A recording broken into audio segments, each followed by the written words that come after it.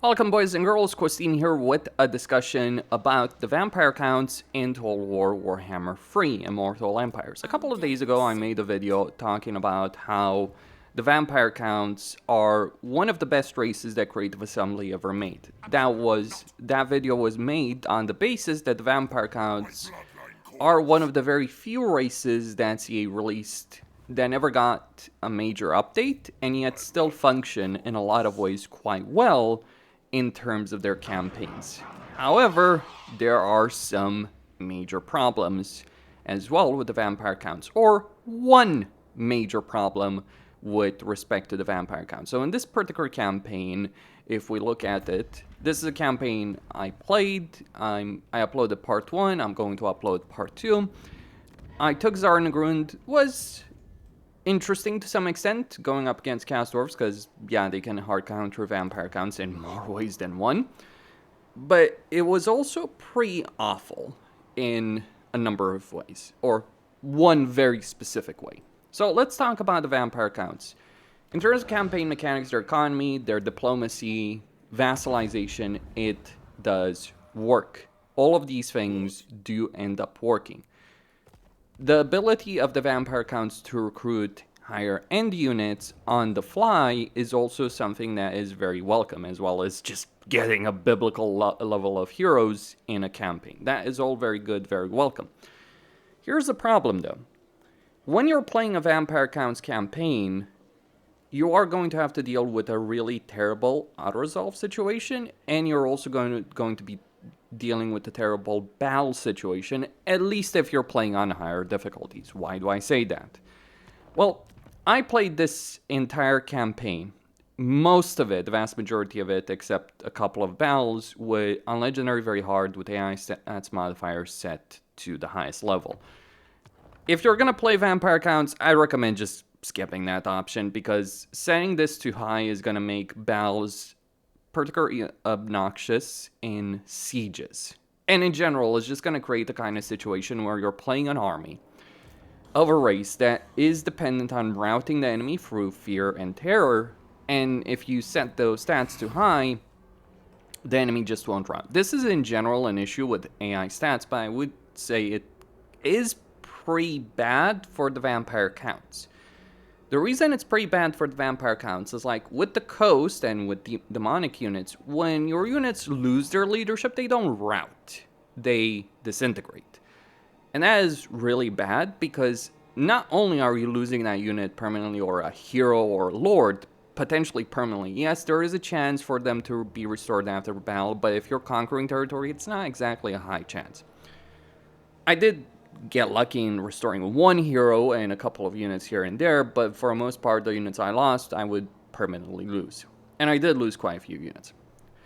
So that is a fairly annoying situation, because it creates a dynamic where, one, you have to fight more battles manually, because you want that balance of power to be as much in your favor as possible. If it's not in your favor, then sure, you might win a battle with a victory in auto-resolve, and then you end up going against a second battle or a third battle where, because you just took a bit of damage, you might not be able to swing that balance of power and rout the enemy before they start disintegrating your units. And it does create a cascade effect on your entire army situation, or multiple armies, where you can easily lose an entire army of the vampire counts like that, especially on the high stats.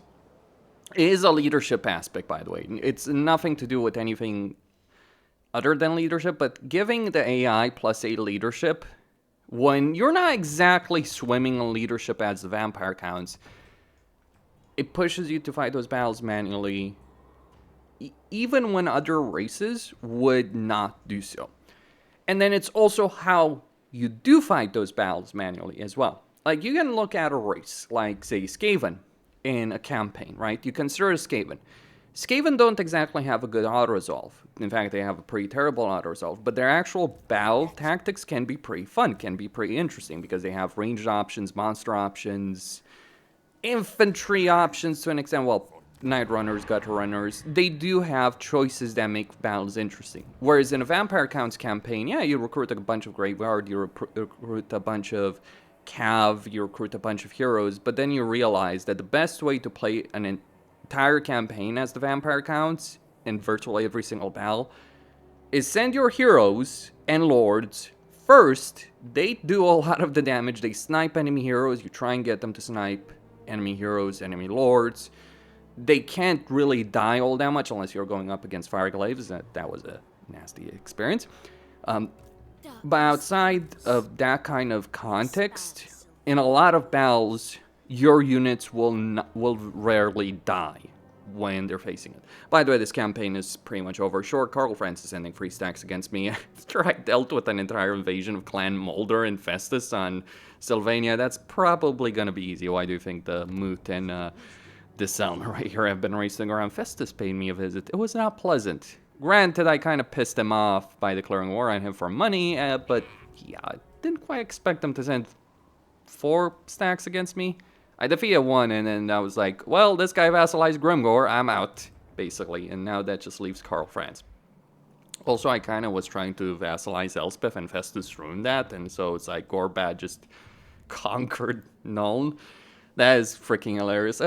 Mission failed in that respect. Well, I guess I'll just vassalize Gorbad if I were to continue playing this campaign. But you end up with a really awful battle dynamic. More so than the vast majority of races in the game. You do have an army, unlike the Vampire Coast, that is actually solid, but you don't want to use it, pretty much, because you want to maintain it at full health. Your heroes and lords can exit the battle at full health, pretty much, or recover it very quickly. Your units may not be able to. So you end up with the dynamic where you fight a lot of battles manually, and a lot of those battles basically involve sending a lord, a couple of heroes, or a lot of heroes into the fray and just having them kill everything. That is the battle dynamic that you're dealing with as the vampire counts. Suffice to say, that is as interesting as watching paint dry. Literally. Like, you get these 20, 30-minute long battles that you might AFK like 90% of the time, and you'll still win them against most foes. It's especially bad in sieges, because not only do you consider the fact that inherently in field battles, the auto-resolve of the vampire counts isn't the best. Their battle tactics on an open field do push you towards using heroes and lords to just kill everything or snipe certain things, and then you... And even when you use your army, the way you use your army is not especially great either. You blob all over your infantry. You blob units, like units stacked on top of each other, because you want to protect them. You don't want to spread them out as you would in every other race. You don't want to adopt any kind of real formation because you don't want any specific unit to take too much damage. Like, going up against Castworms, I can tell you, I was blobbing units a lot just because things like blunderbusses, hobgoblins, seriously, freaking hobgoblins were killing Graveguard if I was spreading them too much. Now, granted, fire damage, etc., but you get the point. So you have that blob, and you have that hero-lord situation, but where it's really bad is with sieges. First off, unlike, say, Warriors of the Cast, which are also a melee-focused race, or, you know, Khorne, who has really powerful melee units, you don't have any way of breaking the walls, which, by the way, Khorne does. You can rely on allied recruitment, but even if you had ways of breaking the walls, you're still encouraged heavily to rely on the hero lord spam and not use your army almost at all unless you're absolutely forced to. And this creates a kind of dynamic in battles, in sieges, where you're fighting these 30 plus minute sieges, especially if you're cranking up these stats too high, against almost pretty much unbreakable armies. Like, seriously. Because your lords, they will win, but it takes them a while to do that, for them to do damage unless you're using spells, and guess what? Winds of Magic, you need that for healing. It's going to be a finite resource, so you're going to struggle in that, especially early on. Now, I grant you, the strategies I used in this campaign were probably not the best. I should have probably just stopped at Grand Peak, vassalized Ungrim, and then moved on my way to conquer Zufbar and then deal with the Empire. Sure, I wanted to take Zarnagor. That's on me. But you are heavily encouraged to use that strategy again and again and again. So your army might as well be non-existent. Now, you do want a good army, sure, for those situations where, you know, you can't just rely on zombies and skeletons. And by the way, you should probably try and not recruit those as quickly as possible.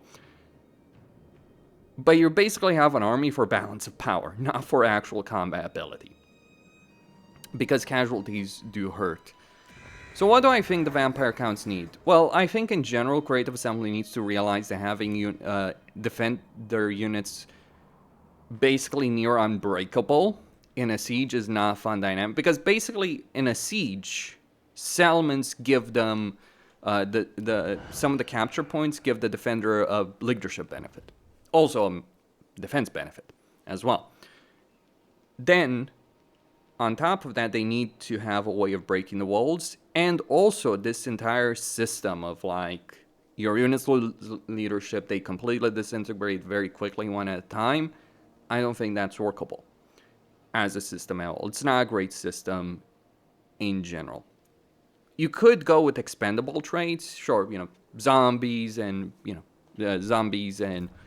skeletons should have some kind of expendable trait. So if there is a rework for the vampire counts, it should be there for zombies and skeletons. In fact, for a lot of the units, really, including Graveguard, I would say. Like the units they want to actually preserve are like the big hitters, right? So they could really use a system like that. And they could also just use some better way. Like, I think what they need is a unit to break down walls, like a version of the Warp Grinder. I don't think they should have artillery, but they should have a unit that's capable of breaching walls for them. Create those kind of wall openings. That's one of the reasons Warp Grinders are so useful for the Skaven. Because you have a lot of mobility on the battlefield. Your lords and heroes are strong, don't get me wrong, you do have strong units.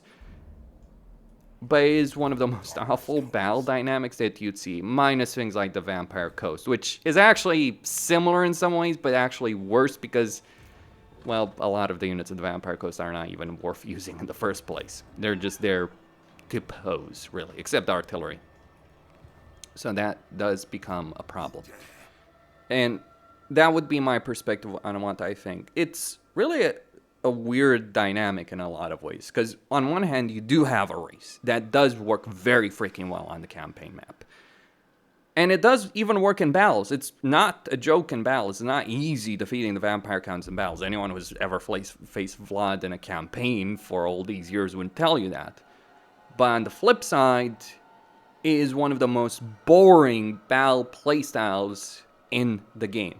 Powerful, gets the job done, but just pretty freaking awful, I'm not gonna lie, on that subject. That's all I had to say. Questine signing out. Don't forget to subscribe, like, and enable notifications. Stay tuned for more.